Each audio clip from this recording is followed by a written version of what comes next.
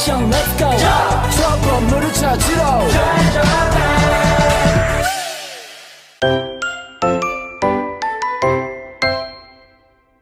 Baik, assalamualaikum warahmatullahi wabarakatuh. Waalaikumsalam warahmatullahi wabarakatuh.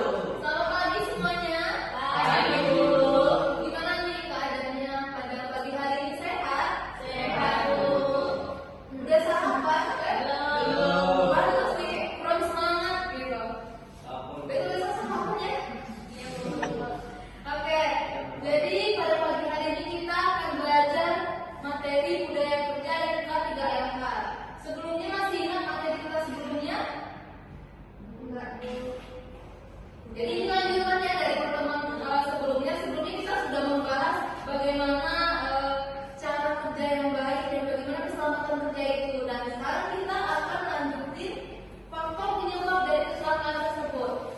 Sebelumnya tujuan dari pembelajaran kita ini adalah untuk Ananda semua tahu bagaimana cara bekerja dan apa saja kecelakaan dan faktor penyebab kecelakaan yang ada di tempat kerja.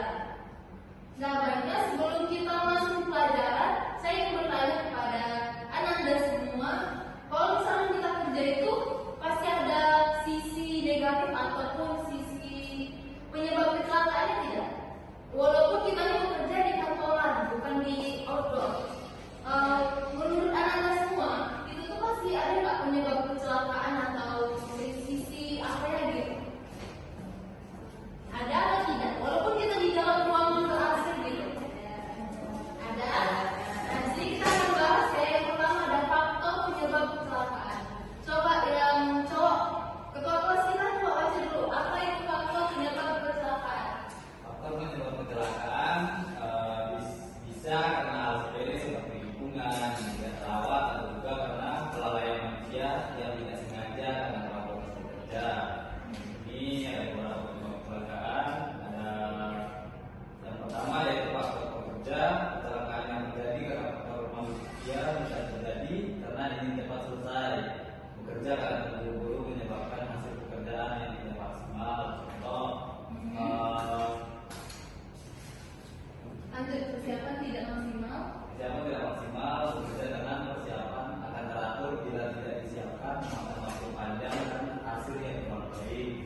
Kemudian jika tempat kerja berantakan, tentunya menempatkan alat yang tidak sesuai dengan kesulitan mencarinya bila alat seadanya bisa terjadi kecelakaan karena tidak sesuai. Nah, ya, terima kasih kepada ketua kelas kita yang sudah membaca. Jadi faktor penyebab kecelakaan itu bisa dari hal yang sepele, dari lingkungan ataupun tiba dari manusia gitu. Dari lingkungan yang tidak terawat juga menyebabkan kecelakaan kerja. Dan ada pun beberapa penyebab kecelakaan saat bekerja yang sudah dibaca oleh ketua kelas kita tadi. Yang pertama, kecelakaan yang terjadi karena faktor manusia. Bisa jadi ingin cepat selesai. Jadi kayak pekerjaannya itu terburu-buru, asal jadi kalau bahasa formalnya gitu. Yang kedua ada persiapan yang tidak maksimal. Ada pun persiapan yang tidak maksimal menyebabkan kecelakaan kerja. Misalkan kita bekerja di outdoor, itu persiapan kita tidak maksimal. Kayak misalkan kita tidak menggunakan topi kerja ataupun jaket kerja dan lain sebagainya. Yang terakhir itu ada tempat kerja yang berantakan. Nah, tempat kerja yang berantakan itu juga menyebabkan kecelakaan kerja. Misalkan nih kita meletakkan minum sembarangan gitu. Bisa jadi tempat kerja kita tuh kepleset gara-gara air minum yang kita letakkan sembarangan. Jadi seperti itu. Tempat kerja yang berantakan juga menyebabkan kita tidak semangat bekerja atau tidak fokus untuk bekerja karena ruangan kita aja tuh berantakan gitu. Bagaimana kalau kita fokus bekerja? Kalau misalnya tempat kerja kita tuh berantakan. Sampai sini paham? Paham. Kita lanjut ya. Yang kedua faktor yang itu ada faktor bahan yang digunakan. Coba jadi belakang Yuni coba baca apa itu yang B. Faktor bahan yang digunakan. Bahan yang digunakan. Sayangnya Diketahui penggunaannya salah pakai akan tidak dapat. lanjut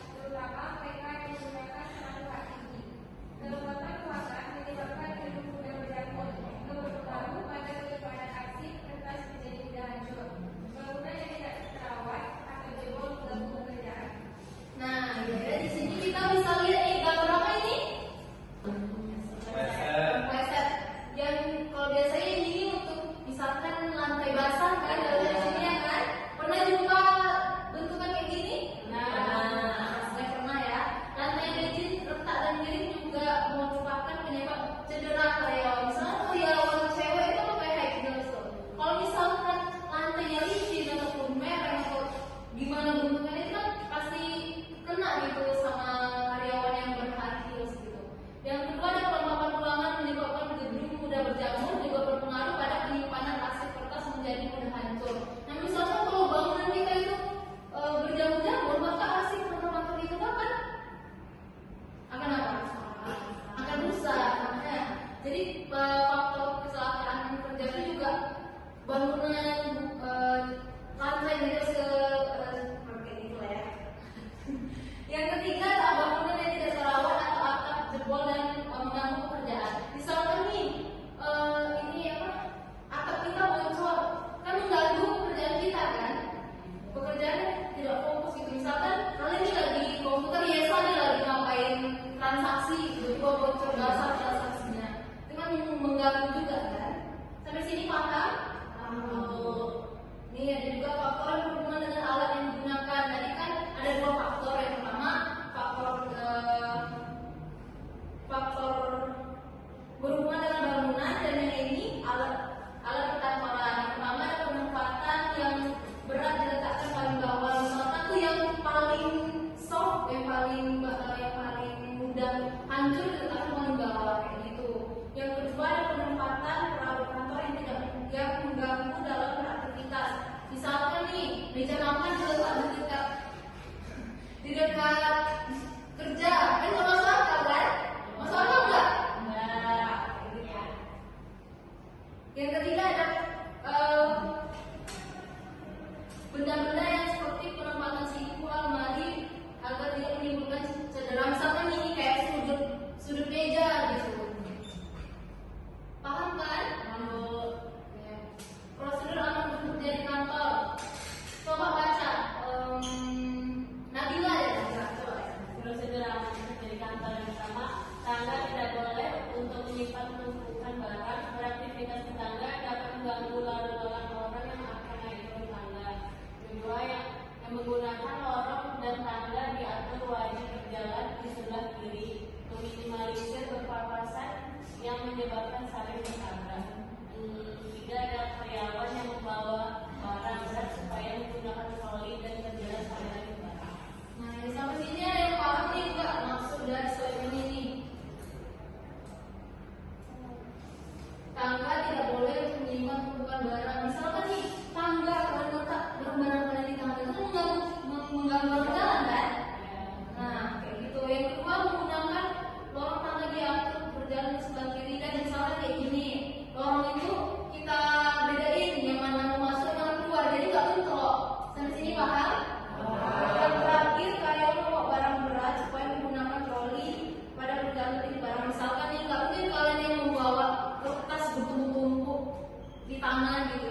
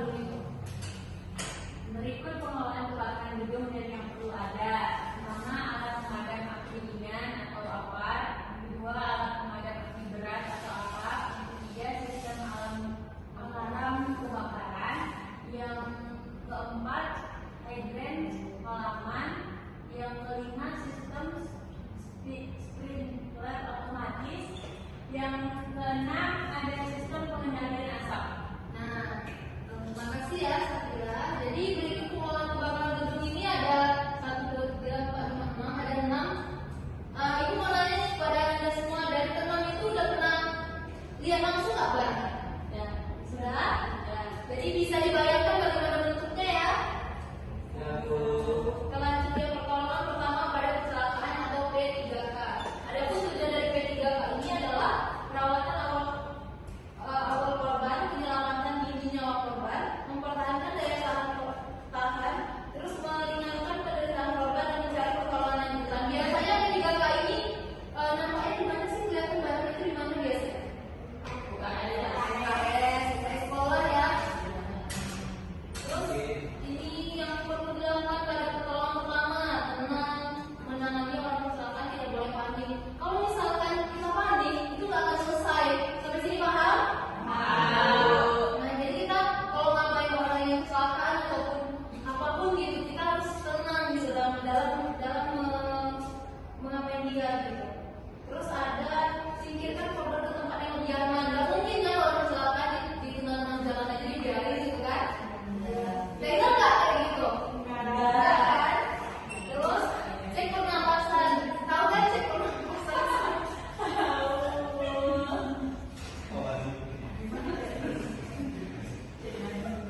Gimana cek pernapasan? Jadi mau Di hidungnya. Masa kalau ini Dekat ini nadi. tadi terus apa lagi?